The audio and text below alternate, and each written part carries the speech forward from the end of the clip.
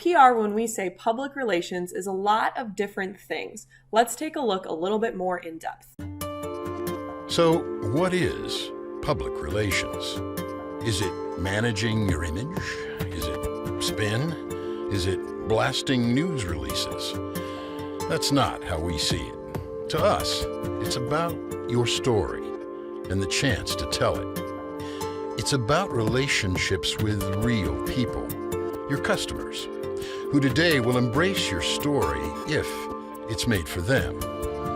It's also about clicks and tweets and views and likes.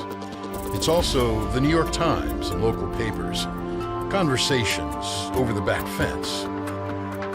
PR today is about making news and sometimes being news and knowing the difference.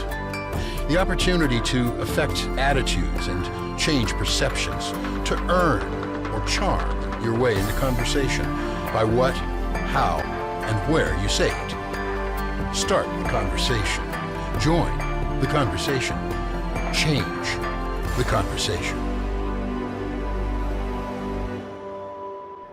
So I like that video because it talks about a lot of different activities that are included in PR, like news releases or posting on social media or having a conversation at a coffee shop or the Facebook likes or the tweets or the articles or even an interview. But essentially PR is figuring out how you generate a positive image, a positive reputation, or goodwill for the company. At the end of that video, it says, "It's your story, let's tell it." PR is the story of a company. That company's reputation, their image, how they're perceived by the public, and it's the people who work at that company's job to make sure that the public's perception is positive. So that leads me to what's called a public relations specialist. Now, many companies hire multiple PR specialists, and these are the people whose job it is to handle the media, whether that's social or like newspaper or TV, handle their employees, and even handle the legislation and how that affects their company.